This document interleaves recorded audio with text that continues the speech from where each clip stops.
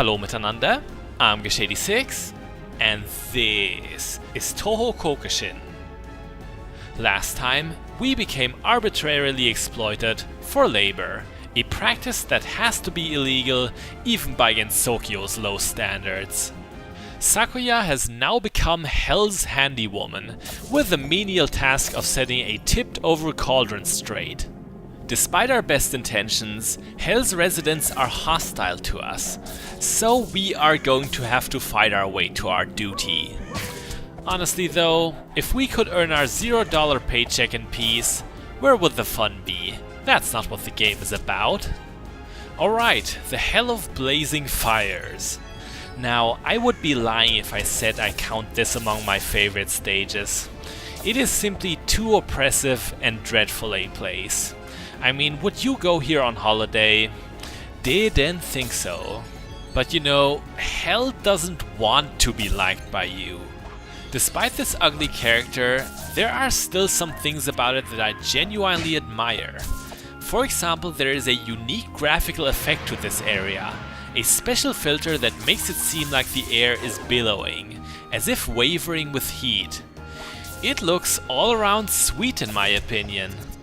Furthermore, the many sections this stage consists of are highly distinguishable from each other, and it also has you complete a special side quest in order to progress.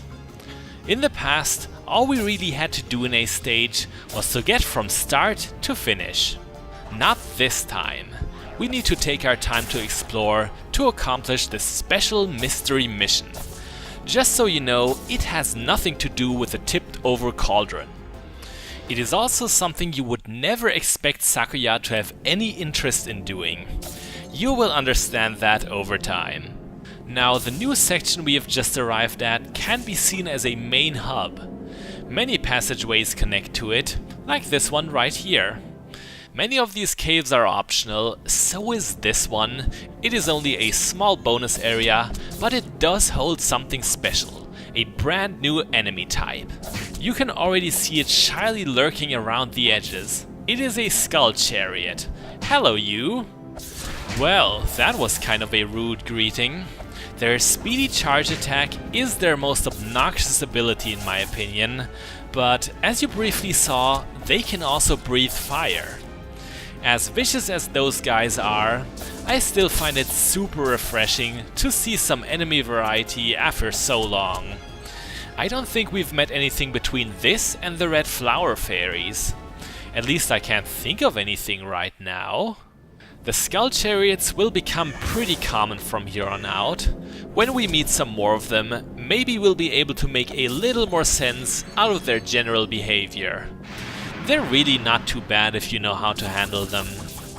So here is a peculiar entrance, a giant shrine gateway plastered with spirit wards. These are always mandatory to go through, even if the rooms behind them may look most uninviting. The liquid around us, probably long expired raspberry juice judging from the color, is instant death. I think you could figure as much. It looks suspicious enough on its own, but with these spikes sticking out, it practically screams doom. Remember our crossing of the lake back in episode 8? This section pretty much builds on top of that. Again, there are a lot of orange flowers in our way. It is best to take them out from afar. The explosion of their seeds has a lot of knockback to it, so it can end very poorly for us if we don't watch out. That one we just killed was placed especially sneakily around the corner. That may seem a little unfair of the game, but honestly, if you don't advance too quickly, nothing bad should happen. And that one was trying to ambush us as well. These flowers, I tell you, such smartasses. Well, who do we have here? It's my most favorite fairy. If you think back to the previous episode, Satori informed us that the 3 mischievous fairies fell down into hell with us. So the special objective that I was hinting at before is indeed to locate the fairy trio, or whatever's left of it. I mean, Luna Child was still alright, but we got to her fairly quickly. Until we reach the other two, they may be extremely dead, burned to a crisp, one with the lava. Just saying that now so that you can mentally prepare yourselves.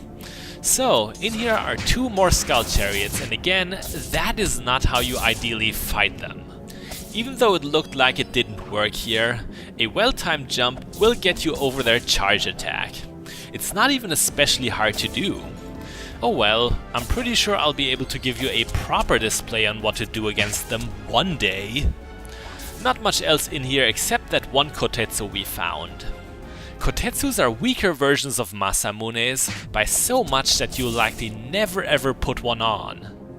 On that note, if I don't mention an item even if it drops repeatedly, you can always assume it's nothing valuable. Abandon all hope, ye who enter here. Did Futo write that? Sure sounds like her kind of ham. Despite that grim warning, crossing over this very thin rope is not as dangerous as you might fear, and it's all thanks to Touhou Koukishin's smooth and clean controls. On the other side waits a familiar, high-quality treasure. Man, I remember the early times of 3D games when walking in a straight line was actually a formidable, earnest challenge. Yeah, I'm thinking of the likes of Super Mario 64, Banjo-Kazooie as well. Narrow bridges were a genuinely terrifying thing back then. You know, this room could just be the Hell of Blazing Fire's breathalyzer test. Unless you are really badly drunk, you won't fall to your death. Or, in case of the local Oni, unless they've sobered up, they'll be fine as well. You would expect to see some Oni at this place, but unfortunately, random Oni are not an enemy type that Touhou Koukishin has. The Hell of Blazing Fires from Tenjo no Tempest had them. Yeah, I really like those. You know, I said that this stage was alright, but that I didn't like it especially. I think that is partly because I like the Hell of Tenjo no Tempest just a little bit more than this one. Yeah, I think the close and direct comparison is what's making me a little bit biased here. It's unfortunate. So, if I had to choose in which hell I would suffer eternal damnation and endless torture, I guess I would pick the one from Tenjo no Tempest. The one where jolly, horned women are staggering about. Women that would punch my face until it looked like a burger patty. I think any appeal that hell could have would very quickly fade away. Meanwhile, we have arrived at a new section. This one has a much more open playfield than the previous one. A small note here, in case you haven't found Luna Child yet, you need to turn back right now. I know it's kind of redundant to say this, who would ignore such a big Shinto gate, but I'm just saying, if you don't pick her up, the way will be blocked much further in. So this section also has a lot of lava. If you fall in there, you will die on the spot. That should go without saying, if only for this game. Again, I need to bring up Tenjo no Tempest here, which had the lukewarm kids pool version of lava in its hell, the one that only damages you over time. Yeah, it's kind of ridiculous if you think about it. This lava though is proper lava, so we need to watch our jumps. We also shouldn't ever fight near the edges, less because there's a chance to slip, but because knockback from being hit is always a danger. Our newcomers, the Skull Chariots, have an especially hefty knockback, and they are around. We just pulled a French maid out of that chest. That is just cruel and awful. Who would stuff some poor lady into an out-of-the-way chest? Nah, as the game displayed it, that is an armor, as in only the uniform of a French maid. It is a good item. It generally has more hit points on it than the luminescent ribbon that we are wearing, but in all other categories, it's rarely as good, usually worse. It does, however, have a funny item description. I think I never mentioned this so far, but every item in this game has its own short flavor text to it in the equipment screen. Sometimes it only says mundane and whatever stuff, but for the French maid, it's pretty amusing. It reads, said to be worn by maids in a land called Japan. Yes, the French maid. You know, that might actually be true. I wouldn't be surprised if nowadays more people in Japan wore French maids than, you know, in actual France. Oh, what a wacky world we live in. Just a few steps from here waits something very gruesome for us. These medieval-looking devices. Look at all that blood, wow. Countless maids, not quite as perfect and elegant as Sakuya, must have met their demise on them only a short while ago. Yeah, touching those spikes is bad. That'll likely spring you straight into the lava. One good tip here, jump one moment before the spikes are about to change, while they're still up. They'll be gone when you land, and you will have more time to react for the jump to get off. It's a relief they're behind us now, a thing of the past. Speaking of the past, those pipes that we just went under, they can conceal your view on the pathway. And that can be a real problem. I remember the very first time I played through this stage, I didn't see that and got stuck.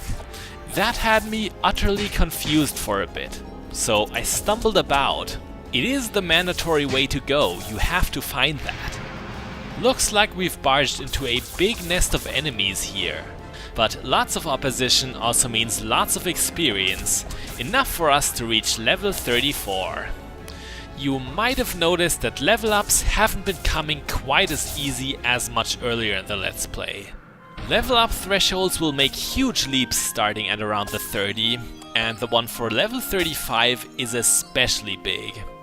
Yeah, don't expect us to reach that one very soon, because 70,000 experience points is a lot. There will come a time when experience gained from enemies will skyrocket again, and we will be flooded with those levels. But that time is not even in sight at the moment. We'll have to be patient. The part of the stage we've gotten to now isn't much about fighting or getting experience. It revolves much more around jumping puzzles. Not especially difficult ones. We've had much worse already. Our objective here is to get all the way to the far right, or east if you want to, but we can't do so on the ground floor only. We will have to climb a little. In our way are once again spitting flowers and mushrooms, but there's not as many this time, and they're not especially heinously placed. There's just enough of them to keep your hit counter running, if you're swift at least. So far, we're holding on. Unlike the previous stage, I feel like the Hell of Blazing Fires isn't very kind when it comes to building a high combo. I never seem to get any good ones here. I think it has little to do with the enemies you fight, they're moderately tough, but more that it just doesn't seem designed for it, like the Waterfall of the Nine Heavens. For example, if you come to the room with the rope and the pit, you have so little chance to hold on to your combo during that. That chest we just plundered? Keep it in mind, if only for half a minute, until we've cleared out this hiding spot of our enemies. There's not a whole lot to this room, but we're checking it out anyways for good measure. What can I tell you about it? Well, mostly stupid fairies live here, and a few stupid super fairies. To any fairy sympathizers listening, please don't take what I just said the wrong way. In the world of Touhou, it's just that fairies are kind of dumb. Mentally, they're simply not on par with human beings. Neither are the three mischievous fairies, which is the reason why I'm not so confident about their survival. I mean, what do? They just play pranks on people, I doubt they have real jobs, and they probably don't even own a toilet. They just poop in the woods all day. Now, did you see? That chest came back. Yes, I mentioned in episode 9 that chests may respawn, and now you've got proof, first hand.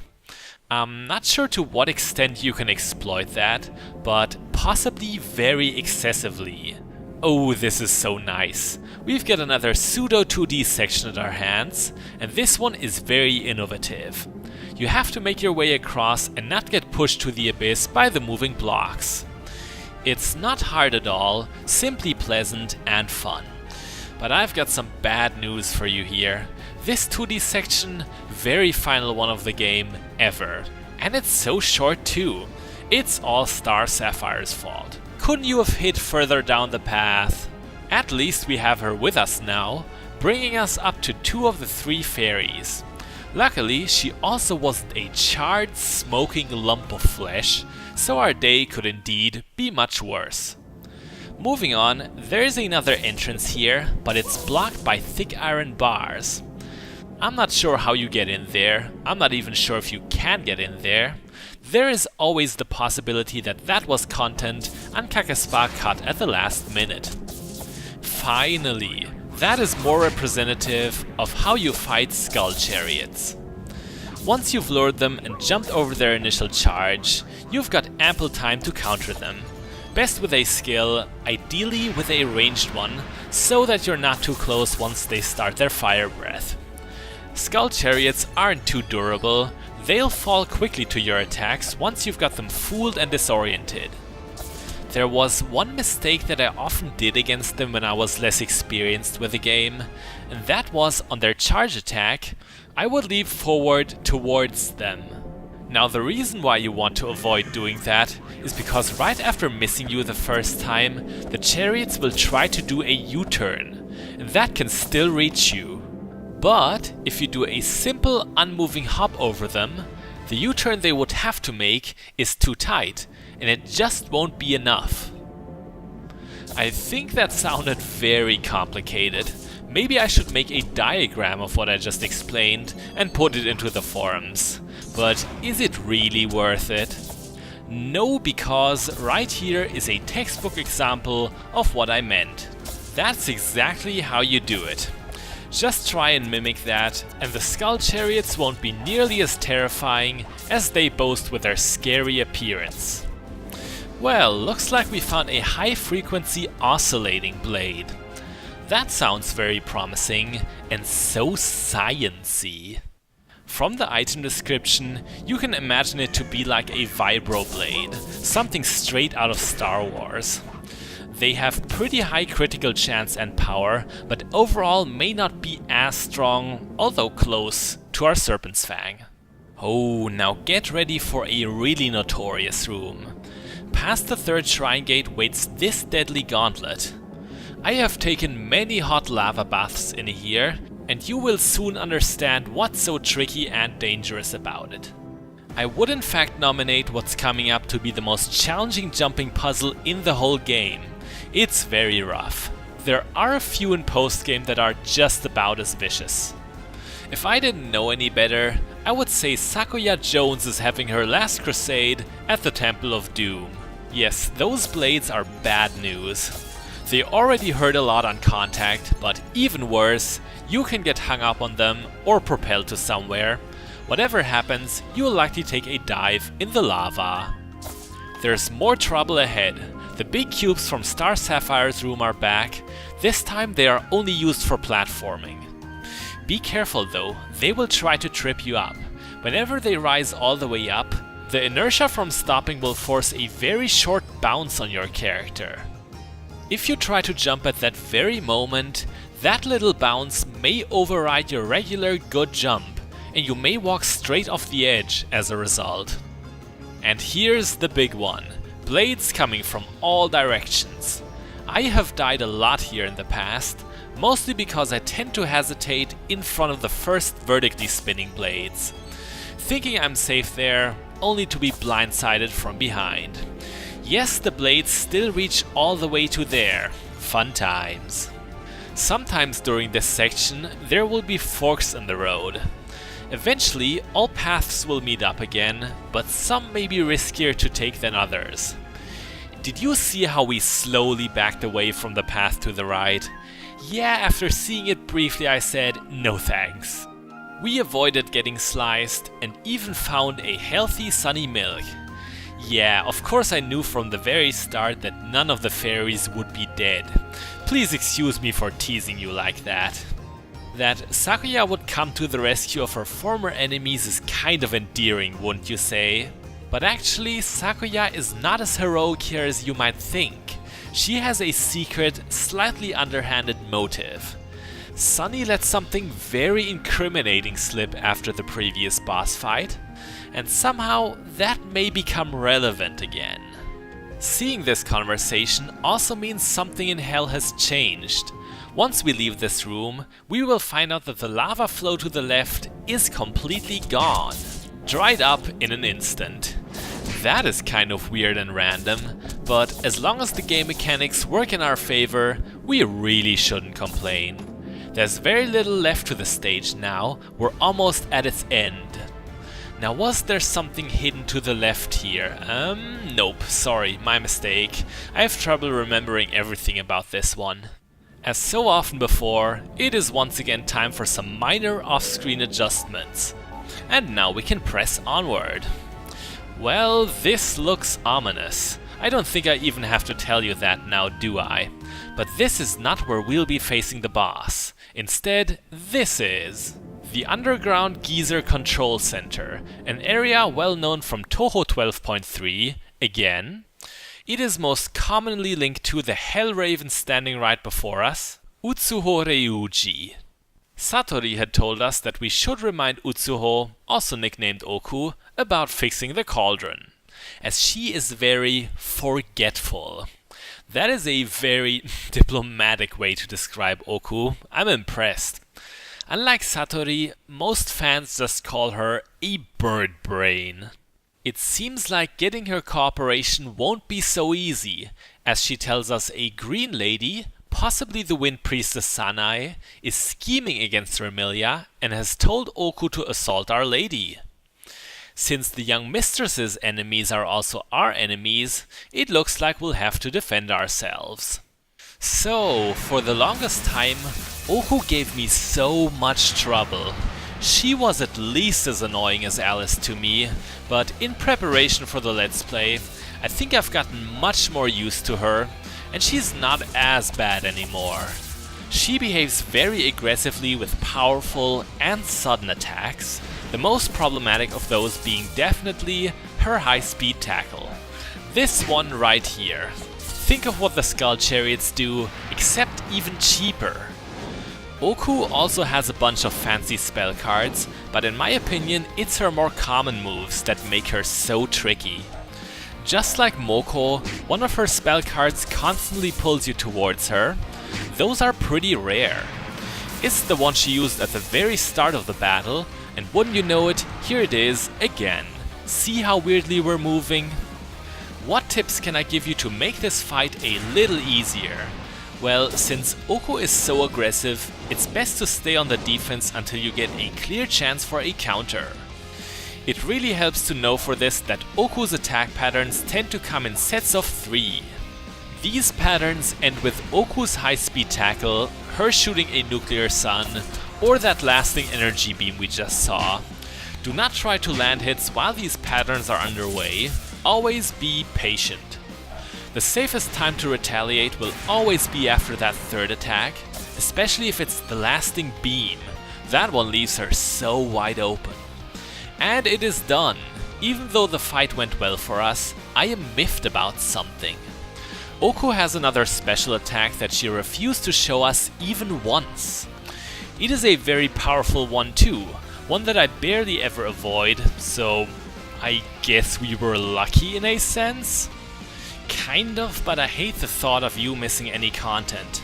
Tell you what, I still have a scrap take where she did use that attack, so I'll just glue that to the end of the video for you.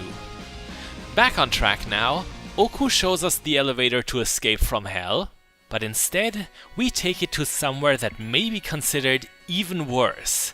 Yes, worse than hell.